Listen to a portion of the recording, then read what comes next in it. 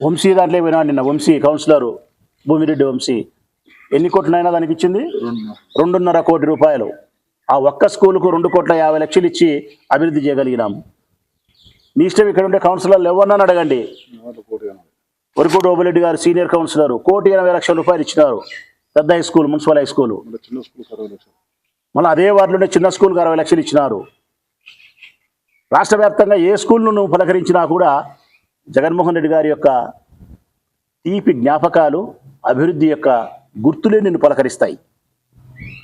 అంతకుముందు ఎప్పుడైనా సరే చంద్రబాబు నాయుడు గారి ప్రభుత్వంలో ఈ రాష్ట్రంలో ఏ ఒక్క పాఠశాలకైనా, ఈ ప్రొద్దుటూరులో ఉండే ఏ ఒక్క స్కూల్కైనా 1,00,000 రూపాయలు ఇచ్చినారా అభివృద్ధి కోసం అని అడుగుతా ఉన్నా నేను. ఎన్నికల కంటే ముందు కూడా నేను ప్రస్తావించిన ఈ ప్రొద్దుటూరు నియోజకవర్గంలో ఉండే ప్రభుత్వ పాఠశాలలో ఏ ఒక్క పాఠశాలకైనా చంద్రబాబు నాయుడు గారు 14 సంవత్సరాల ముఖ్యమంత్రి ఉన్న సందర్భంలో 1,00,000 రూపాయలు 1,00,000 రూపాయలు ఇచ్చినాడని చెప్పి మీరు ప్రభుత్వ గ్రాంట్, మున్సిపాలిటీ డబ్బు కాదు, ప్రభుత్వ గ్రాంట్ ఇచ్చినాడని మీరు చూపిస్తే నేను క్షమాపణ చెప్తా అని చెప్పిన అన్నాడు. కానీ జగన్మోహన్ రెడ్డి గారి హయాంలో రాచమల్లి శివప్రసాద్ రెడ్డి ఎమ్మెల్యేగా ఉన్న నేనున్నప్పుడు దాదాపుగా 100 కోట్ల రూపాయలు ఇచ్చినాం. ఈ ఒక్క ప్రొద్దుటూరు నియోజకవర్గానికి సంబంధించి నాడు నేడు కింద 100 కోట్ల రూపాయలు ఇచ్చినాం. ఇంగ్లీష్ మీడియాన్ని ప్రవేశపెట్టింది మేము, టోఫెల్ విధానాన్ని తెచ్చింది మేము, సెంట్రల్ సిలబస్ తెచ్చింది మేము, నాడు నేడు అభివృద్ధి కార్యక్రమాలు తెచ్చింది మేము, 8, 9, 10 పిల్లలకు ట్యాబులు ఇచ్చింది మేము, పిల్లలకు స్కూలుకే వైద్యం సహాయాన్ని అందించినది, కంటి పరీక్షలు చేసినది మేము, పిల్లలకు మంచి భోజనం అందించింది మేము, పిల్లల యొక్క బట్టలు కూడా సకాలంలో, అది కూడా సకాలంలో ఇవ్వడమే కాకుండా వారి మెజర్మెంట్స్తో, వారి కొలతలతో కుట్టించినది కూడా జగన్మోహన్ రెడ్డి ప్రభుత్వమే. మీరు ఏమి చేయకపోవడం, పైగా కనీసం జగన్మోహన్ రెడ్డి గారు ప్రవేశపెట్టినటువంటి విధి విధానాలను మీరు కంటిన్యూ చేసినా కూడా ఈ రాష్ట్రంలో పిల్లలు బాగుపడతారు. అది కూడా మీరు ఓడ్చుకోలే. జగన్ మీద అక్కస్తో ఈ రాష్ట్రంలో ఉండే పిల్లల భవిష్యత్తును అంధకారం చేసేదానికి ప్రయత్నం చేస్తూ ఉన్నారు మీరు. ఆయన ప్రవేశపెట్టిన విధి విధానాలను అమలు పరచకూడదని చెప్పి మొండి నిర్ణయంతో, అక్కసపోత్తనంతో రద్దు చేసి పిల్లలకు విద్యా విధానానికి చీకటి రోజులు చేసినారు మీరు. నిజంగా ఇది చరిత్ర ఎప్పుడు కూడా మిమ్మల్ని మర్చిపోదని చెప్తాను చూడండి. తెలుగుదేశం పార్టీని, కూటమి ప్రభుత్వాన్ని ఈ ఆంధ్రప్రదేశ్ రాష్ట్రంలో ఎప్పుడు కూడా ఈ విషయాన్ని మర్చిపోరు. చరిత్ర గుర్తుపెట్టుకుంటుంది. ఇది మీకు చాలా చెడ్డ విషయంగానే చరిత్రలో మీరు మిగిలిపోతారు. విద్యా విధానంలో మీరు అవలంబిస్తున్నటువంటి విధి విధానాలు ఎందుకు మీరు ఈ నిర్ణయం తీసుకున్నారని చెప్పి ఆలోచిస్తే ప్రజల్ని అడుగుతా ఉన్నా నేను. ఎందుకు పిల్లల విషయంలో ఇంత మొండిగా కర్కశంగా ఉండారు? ఎందుకు అభివృద్ధి కార్యక్రమాలు చేయలేకపోతున్నారు? ఎందుకు వాళ్ళ విద్యకు దోహదపడే మేలు చేసే విషయాలను ప్రస్తావించి అమలుపరచలేకపోతున్నారంటే, నా కంటికి కనిపించినది, నా దృష్టికి కనిపించినది ఆ పిల్లలకు ఓటు లేదు కాబట్టి. ఆ పిల్లలకు ఓటు లేదు.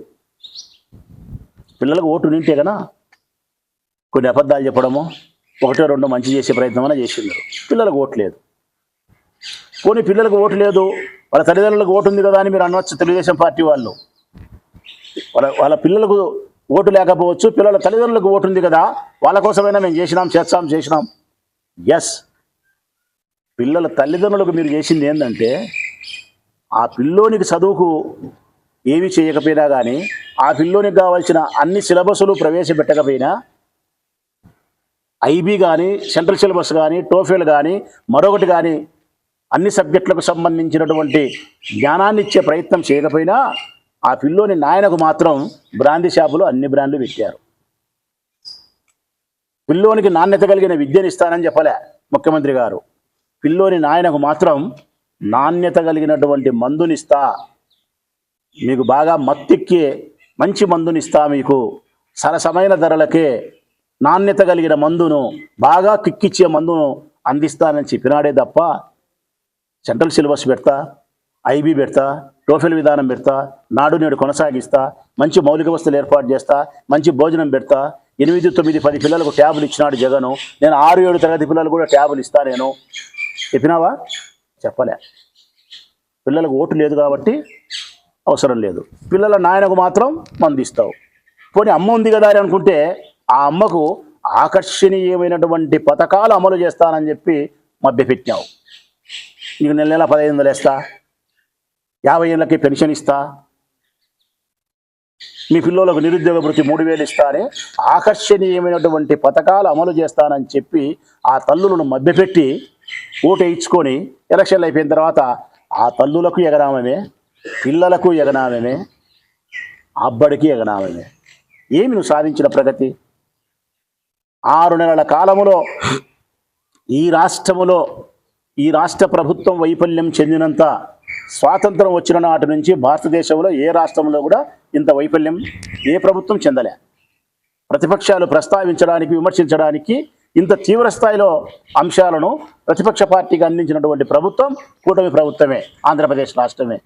1, 2, 3, 4 విద్యుత్ బిల్లుల గురించి ప్రస్తావించవచ్చు, ధరల గురించి ప్రస్తావించవచ్చు, విద్య గురించి ప్రస్తావించవచ్చు, వ్యవసాయ రంగానికి కుదేలు చేసినది మాట్లాడచ్చు, ఇస్తామని 20,000 రూపాయలు పంట సాయం ఇయ్యలేదని చెప్పచ్చు, ప్రకృతి వైపరీత్యాలు జరిగిన నష్టానికి మీరు ఇయ్యలేదని చెప్పచ్చు, మద్దతు ధర ఇయ్యలేదని చెప్పచ్చు. ఏమి చేసినారు మీరు? మీరు మొదలు పెట్టేప్పటి నుంచి ఇప్పటి వరకు మీరు చేస్తూ ఉండేది ఏంటంటే కనుక ప్రచారం. ఆ ప్రచారం 2 రకాలు.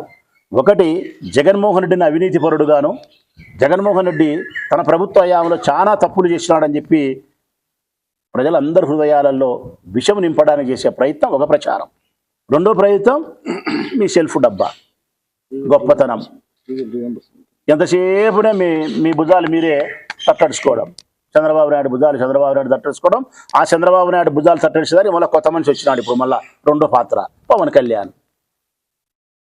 ఇన్ని మాట్లాడుతున్నాడు పవన్ కళ్యాణ్. మేము అడుగుతా ఉన్నాం పవన్ కళ్యాణ్ను.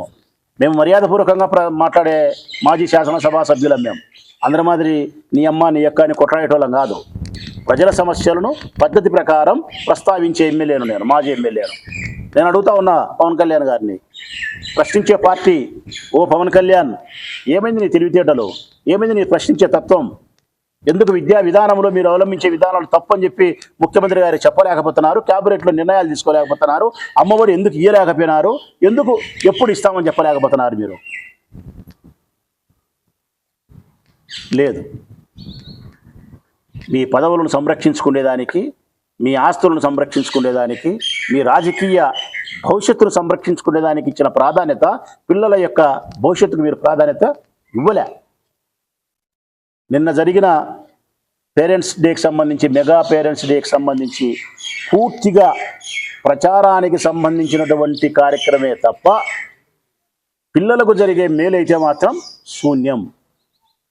ప్రభుత్వ ధనాన్ని ఖర్చు పెట్టి మీరు ఆ కార్యక్రమాన్ని నిర్వహించి ప్రజలకేమీ ప్రయోజనం చేకూర్చలే. నా ఉద్దేశంలో అయితే మాత్రం పిల్లలకు ఓటు లేదు కాబట్టి మీరు పట్టించుకునే పరిస్థితి లేదు. జగన్మోహన్ రెడ్డి గారి విషయానికి వస్తే, మా ప్రభుత్వం మేమున్నప్పుడు విషయానికి వస్తే స్వర్ణయుగం, విద్యా విధానానికి స్వర్ణయుగం. జగన్మోహన్ రెడ్డి గారు అత్యంత ప్రాధాన్యత ఇచ్చిన అంశం ఏదైనా ఉంది అంటే అది మొట్టమొదటిది విద్య. ఆయన స్పష్టంగా చెప్పినాడు ఎన్నోసార్లు, మన పిల్లలకు మనం ఏదైనా ఆస్తి అంటూ ఇచ్చినామంటే కనుక అది సిరి సంపదలతో కూడినటువంటి ఆస్తి కాదు. మనం ఇచ్చిన ఆస్తి ఏదైనాదంటే చదువే. మన పిల్లలకి ఎంత గొప్పగా మనం చదివించగలిగితే, మనం గొప్పగా జ్ఞానాన్ని అందించగలిగితే అదే మన పిల్లలకి ఇచ్చే ఆస్తి అని చెప్పి జగన్మోహన్ రెడ్డి గారు ఈ సమాజానికి ఒక మంచి సందేశాన్ని ఇచ్చినారు. దాన్ని అమలుపరిచే విధానంలో భాగంగా ముందుకు వెళ్ళారు. అక్షరాస్యతను పూర్తిగా పెంచగలిగినాడు, నిరక్షరాస్యతను తగ్గించగలిగినాడు. ప్రభుత్వ పాఠశాలలంటే పశువుల దొడ్లు అనుకునే అభిప్రాయంలో నుంచి అమెరికాలో చదివే స్కూళ్ళ కంటే గొప్పగా ఉన్నాయి అని చెప్పి గర్వపడేంత స్థాయికి ఈ ఆంధ్రప్రదేశ్ రాష్ట్రంలోని పాఠశాలలు పోగలిగినాయి. విద్యా విధానంలో ఎన్నో సంస్కరణలు తీసుకురాగలిగినాడు. ఇంగ్లీష్ మీడియం ప్రవేశపెట్టగలిగినాడు, సెంట్రల్ సిలబస్ ప్రవేశపెట్టగలిగినాడు, నాడు నేడు తీసుకురాగలిగినాడు. ఫీజు రియంబర్స్మెంటు ప్రతి టర్ముకు చెప్పినట్టు కట్టినాడు ఆయన. ఇప్పటికి చంద్రబాబు నాయుడు ప్రభుత్వం వచ్చిన తర్వాత కొన్ని వేల కోట్ల రూపాయల ఫీజు రియంబర్స్మెంట్ బాకీ ఉంది. ఉన్నత విద్యను భ్రష్టు పట్టించినారు, ప్రాథమిక విద్యను భ్రష్టు పట్టించినారు, పిల్లల యొక్క భోజనాన్ని పాడు చేసినారు.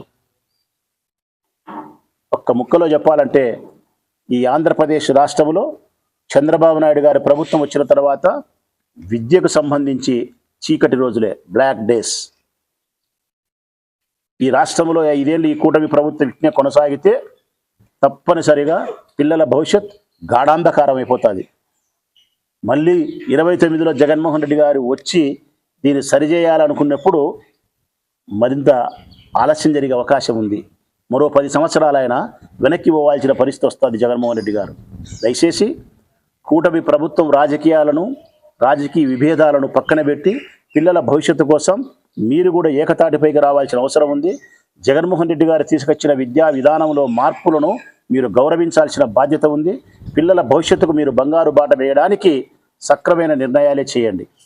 మీరు రేపైనా మాపైనా ఎప్పుడైనా సరే ఇంగ్లీష్ మీడియం ఎందుకు రద్దు చేసినారో చెప్పాలా, సెంట్రల్ సిలబస్ ఎందుకు రద్దు చేసినారో మీరు చెప్పాలా, ఐబీ విధానాన్ని ఎందుకు రద్దు చేసినారో మీరు చెప్పాలా, టోఫెల్ విధానాన్ని ఎందుకు రద్దు చేసినారో మీరు చెప్పాలా, ఫీజు రియంబర్స్మెంట్లు ఎప్పుడు డబ్బులు కట్టారో మీరు చెప్పాలా, నాడు నేడు అభివృద్ధి కార్యక్రమాలను ఎప్పటి వరకు మీరు కొనసాగిస్తారు, ఇంకా ఏ అభివృద్ధి కార్యక్రమాలు చేస్తారో చెప్పాలా, 8వ తరగతి పిల్లలకు ట్యాబులు ఇస్తారా ఇవ్వరా చెప్పాలా, మంచి భోజనాన్ని మీరు ఎందుకు అందించలేకపోతున్నారో సమాధానం చెప్పాలా. అన్ని యూనివర్సిటీల్లో ఉండే వీసీలను వైస్ ఛాన్సలర్స్ అందరినీ కూడా రిజైన్ చేయించి బలవంతంగా ఆ ప్లేసులలో నీ పార్టీకి సంబంధించిన అనుకూలస్తులను ఇన్ఛార్జీలుగా పెట్టాను. ఈ బుద్ధుడిగా వీసీలను నియామకమే జరగలే, ఇన్ఛార్జీలతోనే పరిపాలన కొనసాగించే పరిస్థితి వచ్చింది. ఈ రాష్ట్రంలో ఉండబడిన హాస్టళ్లకు మెస్సు బిల్లులు ఈ బుద్ధుడికి పెండింగ్ ఉన్నాయి. హాస్టల్ బిల్లులు, మెస్సు బిల్లులు ఇంకా పెండింగ్ ఉన్నాయి. ఇది చంద్రబాబు నాయుడు యొక్క కూటమి ప్రభుత్వంలో ఈ రాష్ట్రంలో జరుగుతూ ఉండే విద్యా విధానంలో పరిస్థితులు. ప్రజలను ఒక్కసారి ఆలోచించమంటానే అడుగుతానండి. ఈ పార్టీకి మీరు ఓటేసినందుకు, ఈ పార్టీ అధికారంలోకి వచ్చినందుకు, మీ పిల్లల భవిష్యత్తు పట్ల ఈ పార్టీ ప్రవర్తిస్తూ ఉండే తీరును మీరు గమనించినారా? మీ బిడ్డల భవిష్యత్తుకు ఎంత నష్టం చేస్తున్నారో గమనించగలిగినారా? తండ్రులకేమో బ్రాందీ షాపులకు ఇచ్చిన ప్రాధాన్యత, బ్రాందీ షాపులలో అన్ని బ్రాండ్లు పెట్టిన ప్రాధాన్యత మీ పిల్లల విద్య విషయంలో ఈ ప్రభుత్వం పాటించలే. గమనించమని కోరుతా ఉన్నా, ప్రశ్నించమని కోరుతా ఉన్నా. మీ తరపున మేము ప్రశ్నించడానికి సంసిద్ధంగా ఉండాం, పోరాటం చేయడానికి సంసిద్ధంగా ఉండాం. మీ బిడ్డలను మా చెల్లెలి బిడ్డలుగా భావిస్తున్నాం, మేనకోడళ్ళు మేనల్లుగా భావిస్తూ ఉన్నాం. వారి భవిష్యత్తు కోసం వైఎస్ఆర్ కాంగ్రెస్ పార్టీ ఎంతటి దూరమైనా సరే, ఎంతటి ఉద్యమాలైనా కొనసాగిస్తుంది రాబోయే భవిష్యత్తు కాలంలో. మీ నుంచి మేము ఆశిస్తూ ఉండేది మద్దతు, మీ నుంచి మేము ఆశిస్తూ ఉండేది వైఎస్ఆర్ కాంగ్రెస్ పార్టీకి మీ ఆశీర్వాదం కావాలని చెప్పి మేము కోరుతా ఉన్నాం.